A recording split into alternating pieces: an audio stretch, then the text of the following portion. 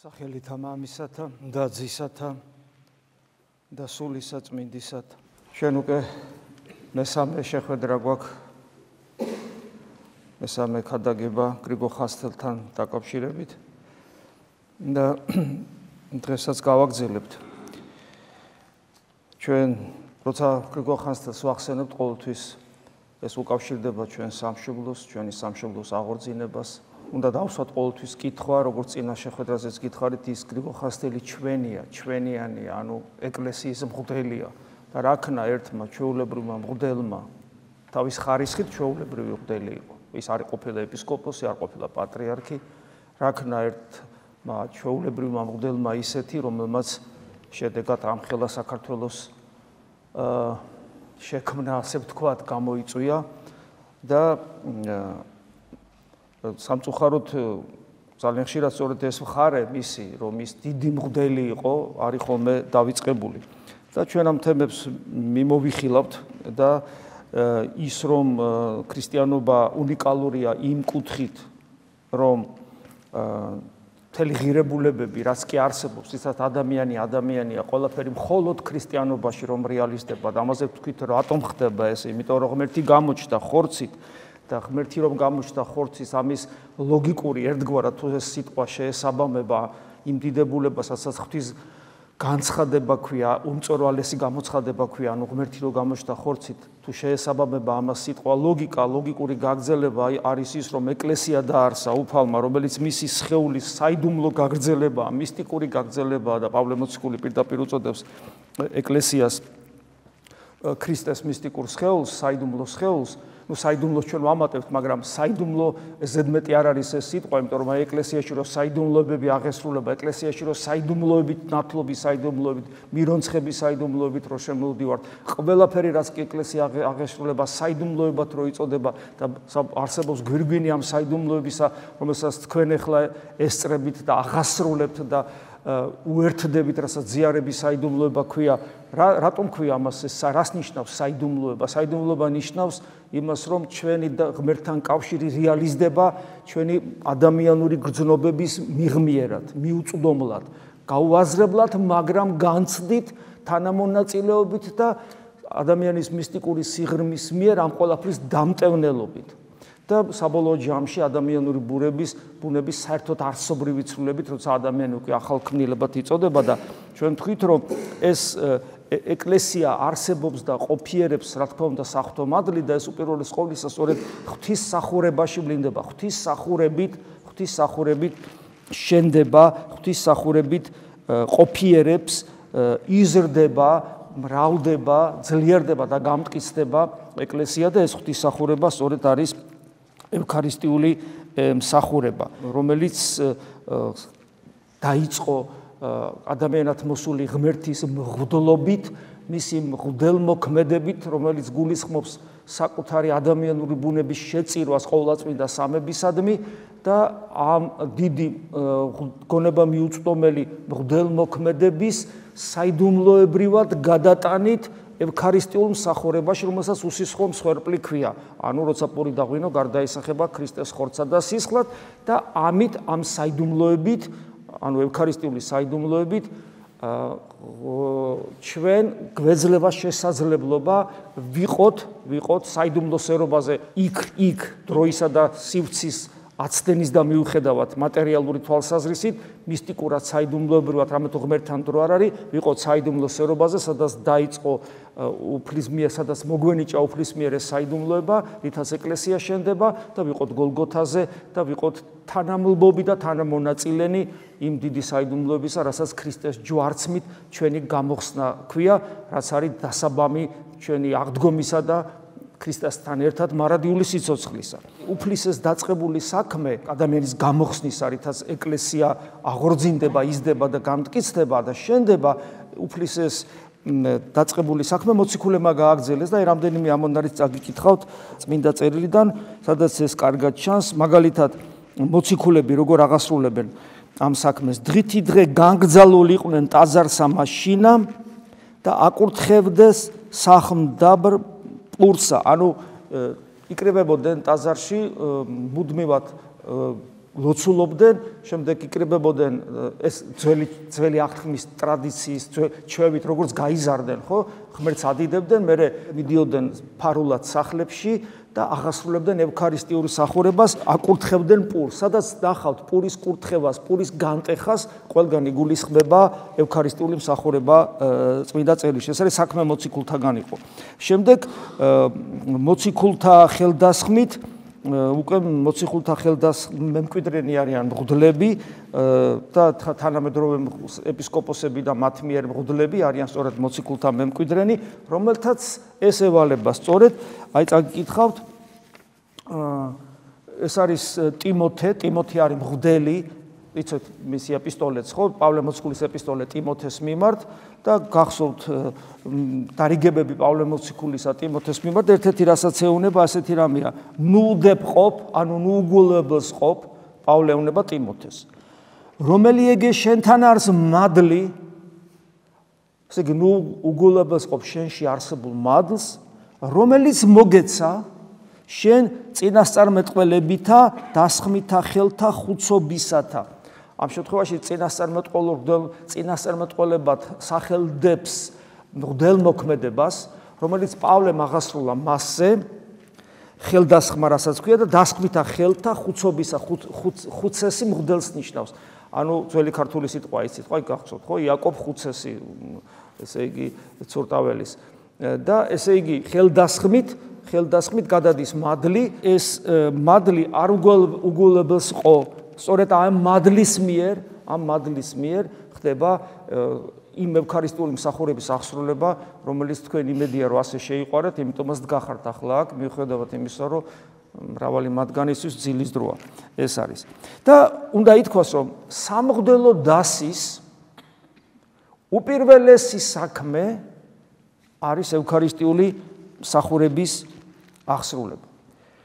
თუ რაიმე ახეთ სამღვდელო დასის უპირველესი საქმე არის ევქარისტიული მსახურება და საერთოდ ეკლესიაში ყოფნის უმთავრესი საქმე არის ევქარისტიული მსახურება.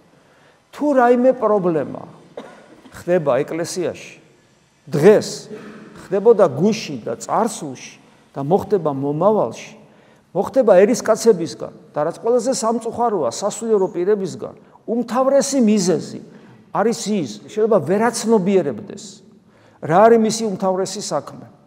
და ასევე ერის ადამიანი ვერაცნობიერებდეს რა არის მისი უმთავრესი საქმე როგორც ქრისტიანისა.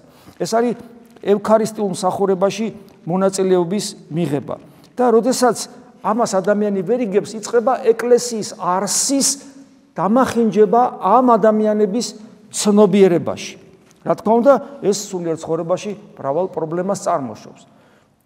თუ დაინახავთ სადმე რომ ვიღაცა ერის ადამიანი, თეოლოგი ან სასულიერო პირი იწყებს თავდასხმას ეკლესიაზე გარედან.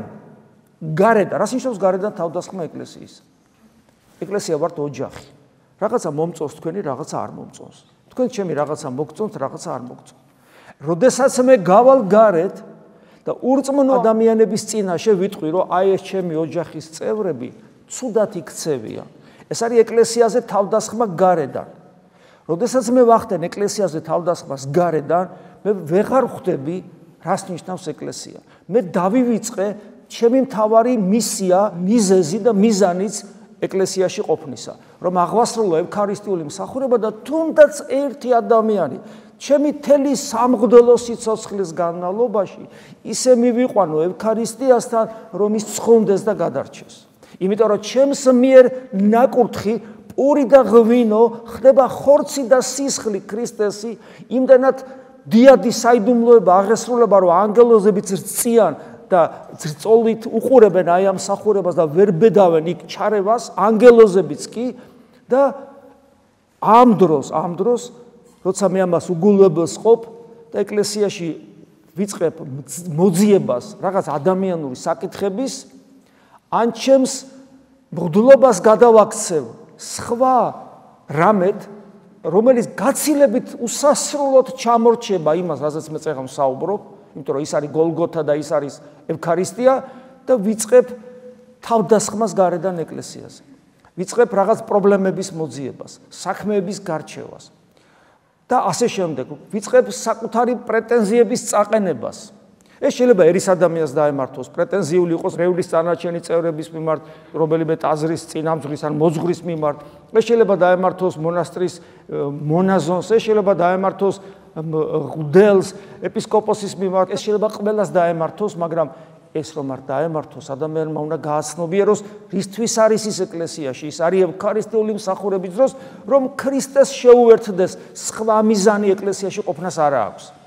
და იმის გამო, რომ ქრისტესთან შეერთება ჩვენ ხვდის ქრისტეს მოწაფეებად, ქრისტეს ძმებად, დებად, ანუ ღვთის ოჯახის, ღვთის სახლეულად, ღვთის ოჯახის წევრებად და ვართ ერთი ცოცხალი ორგანიზმის, რომელსაც ქრისტეს სხეული ქვია, იმის ორგანული ნაწილნი.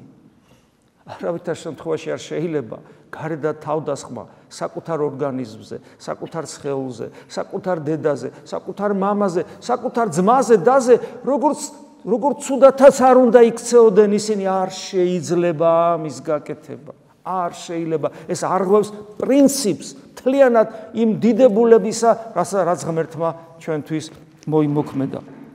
და აი ადამიანებმა როცა ეს იციან, ესეთი ადამიანები წარმოშობენ თავის წიაღში ისეთ მღვდლებს, როგორიც არის გრიგოლ ხანძთელი. ერმა, რომელმაც ეს იცის, ესეთ მღვდლებს წარმოშობს.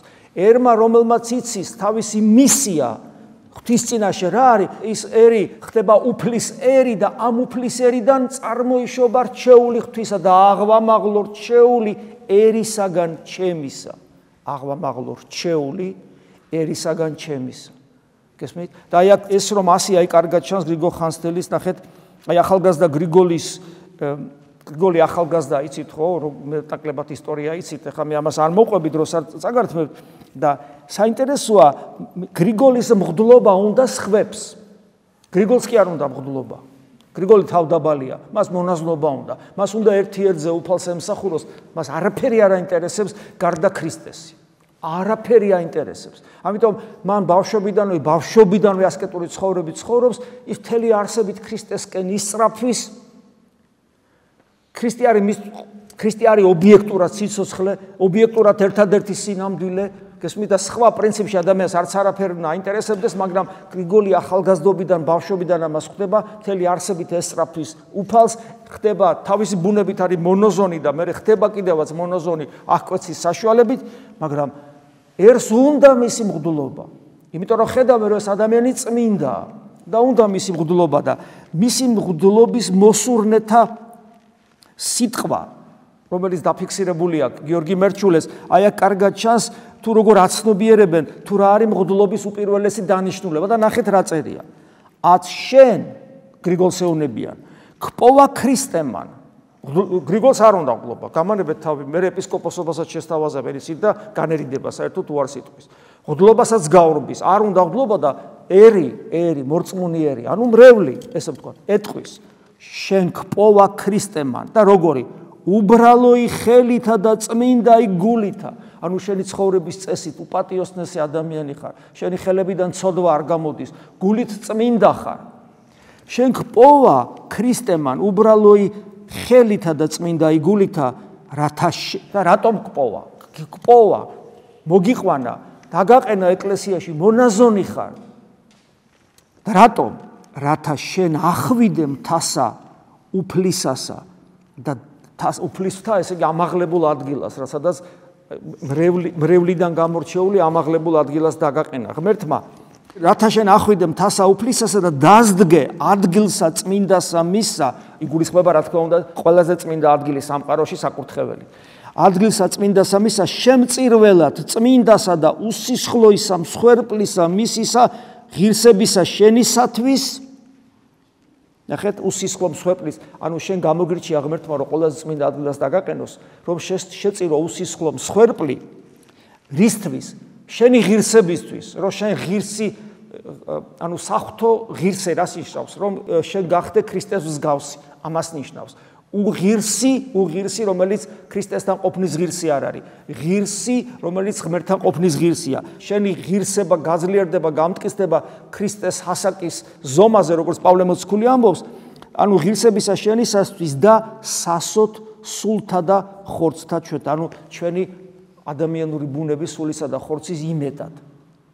ნახეთ, იმედად. შენ მაგიტო უნდა გავხდე მღვდელი, რომ შეწირო უსისხლო მსხვერპლი, რომ იყო მწირველი ჩვენს იმედად.